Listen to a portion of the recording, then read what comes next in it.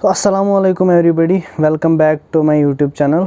मैं बहुत टाइम बाद वीडियो डाल रहा हूँ, उसके लिए मैं आपसे माफ़ी मांगना चाहता हूँ क्योंकि अचानक से हमारे कॉलेज स्टार्ट हो गए और हमारा डेट शीट निकला बहुत जल्दी और अब हमारे एग्ज़ाम्स हैं, तो बहुत बिजी शेड्यूल चल रहा है। स्टिल मैंने टाइम निकाला क्योंकि अब नियर अबाउट 20 डेज़ रह गए हैं नीट एग्ज़ाम को। सो इस टाइम जो सबसे चैलेंजिंग चीज़ होता है वो होता है स्ट्रेस मैनेज करना।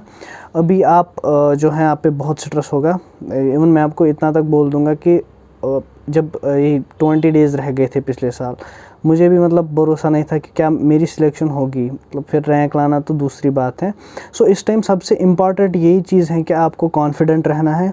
आप पे जो एंग्जाइटी आती है, आप में जो स्ट्रेस आता है इस टाइम, उसकी वजह से आपको प्रिपरेशन नहीं रोकनी है, क्योंकि आप इस टाइम यही दिमाग में मान के चलो कि इतनी मेहनत आपने की है, यहाँ तक आप आए हैं, सो आप उसको जो है ज़ाया नहीं करोगे।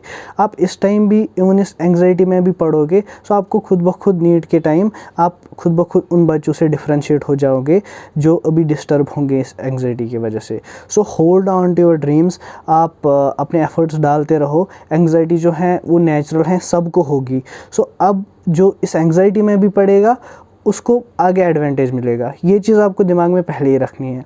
दूसरी बात, इन 20 दिनों में बहुत डाउट्स आते हैं, कैसे रिवाइज़ करें, मतलब मैक्सिमम यूटिलाइज़ करें कैसे, how to do that.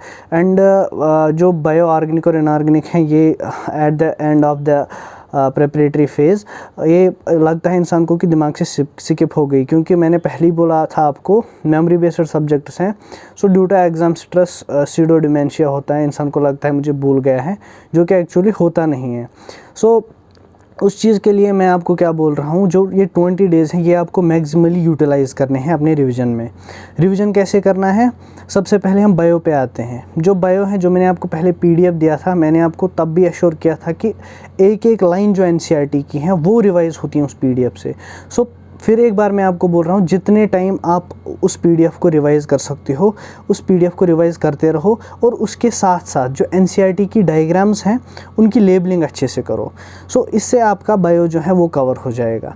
100% guarantee मैं आपको देता हूँ, बायो में उससे ज़्यादा नहीं आएगा, उससे बाहर नहीं आएगा। सो आपके जो एफर्ट्स हैं वो आप फिज़िक्स और केमिस्ट्री पे दो, जो आपको वहाँ से बचेंगे।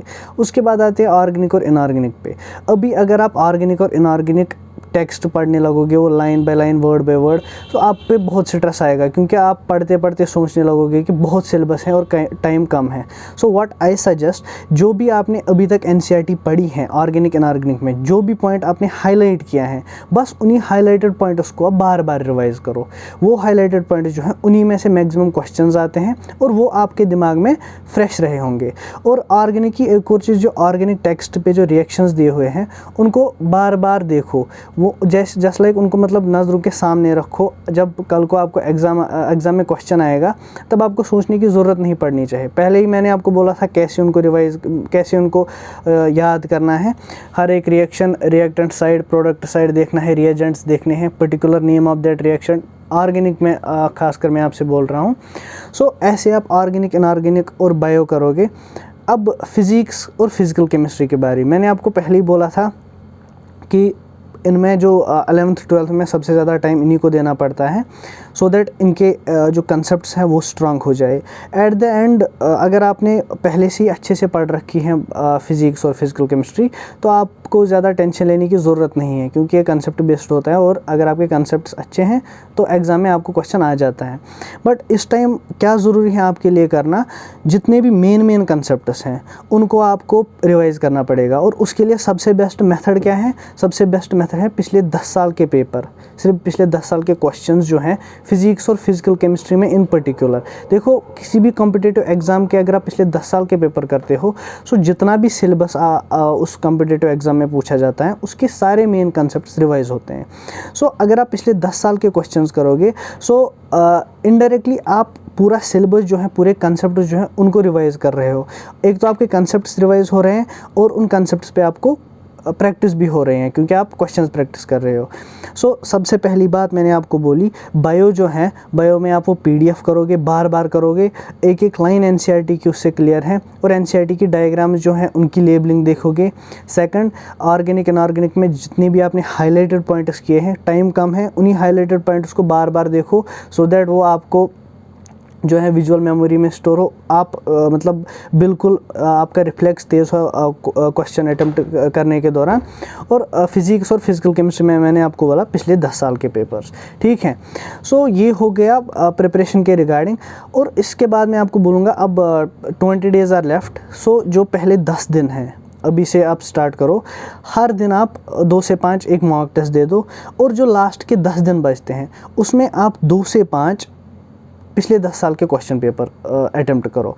फॉर एग्ज़ाम्पल अगर आज से अभी 10 दिन है एग्ज़ाम को, फॉर एग्ज़ाम्पल अभी 1 सितंबर है, तो आज आप नीट 2020 का पेपर दो, कल को आप मतलब 2 सितंबर को 2019 का पेपर दो। इसी हिसाब से आप 1 डे बिफोर नीट तब तक आप एक एक पेपर दो पिछले 10 साल का। फिर से उससे क्या होगा, फिर से आपको जो है पिछले 10 दिनों में, लास्ट 10 दिनों में आपको पूरा सिलेबस कवर हो जाएगा, पूरे सिलेबस के कंसेप्ट्स कवर हो जाएंगे और आपका टाइम मैनेजमेंट स्ट्रांग होगा, आपके प्रॉब्लम सॉल्विंग स्किल्स डेवलप होंगे। सो इस सब के बाद जो ये आ गया आपको कैसे प्रिपेयर करना है, इस सब के बाद जो सबसे चैलेंजिंग चीज़ होता है वो होता है मोटिवेटेड रहना। इस टाइम वो बहुत ही मतलब चैलेंजिंग चीज़ होती हैं। मैं आपको एक इंसिडेंट सुनाऊंगा इस पे। संडे को हमारा एग्ज़ाम था और थर्सडे 4 बजे मुझे इतना डिमोटिवेट फील हुआ ना, इतना डिमोटिवेट फील हुआ मैंने घर वालों को बोल दिया मैं एग्ज़ाम नहीं दूंगा। तो मेरी एजी अम्मी जो है वो घर पे थी, तो उसको बेचारी को एंग्जाइटी हुई मेरी वजह से, क्योंकि घर पे और कोई नहीं था। तो मैंने बाइक निकाली, मैं दोस्त की जो मेरा बेस्टी था रहा है बचपन से, दानिश रमज़ान, मैं उसके पास गया। मैंने उसको बोला यार मैंने जितना भी पढ़ा है मतलब एक लफ्ज़ भी मेरे दिमाग में नहीं है, मैं क्या करूं, मतलब मुझे रोना आ रहा था। तो उसने मुझे उस टाइम बोला कि यार देख, जितना तुझसे हो सकता था उतना तूने किया, तूने उससे ज़्यादा किया, तूने एक्स्ट्रा एफर्ट्स डाले। सो तुझे स्ट्रेस लेने की कोई ज़रूरत ही नहीं है, क्योंकि तूने अपनी तरफ से सारे एफर्ट्स दे दिए।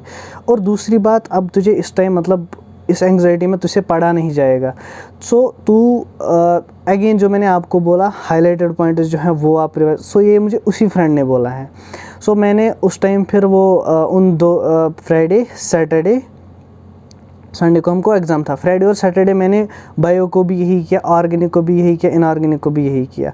सो उसकी वजह से मुझे मतलब उस फ्रेंड से मैं उस टाइम मिला, बहुत मोटिवेट उसने मुझे उस टाइम किया। सो मैं आपको यही बोलना चाहता हूँ, देखो आपने एफर्ट्स दिए हैं। सो हार जीत का डर जो है वो आप मत रखो, क्योंकि अपने एफ़र्ट्स पे आप भरोसा रखो। इंशाल्लाह आपने बहुत मेहनत की है, आपने अपने एफ़र्ट्स दिए हैं और अल्लाह ताला आपको कामयाब करेगा। सो ऐसा नहीं है कि कोई अभी इतना कॉन्फिडेंट होगा कि उसकी सिलेक्शन होगी। AIR-1 जो पिछली बार था उसको भी पता नहीं होता नीट के एक दिन पहले कि उसकी सिलेक्शन होगी या ना होगी।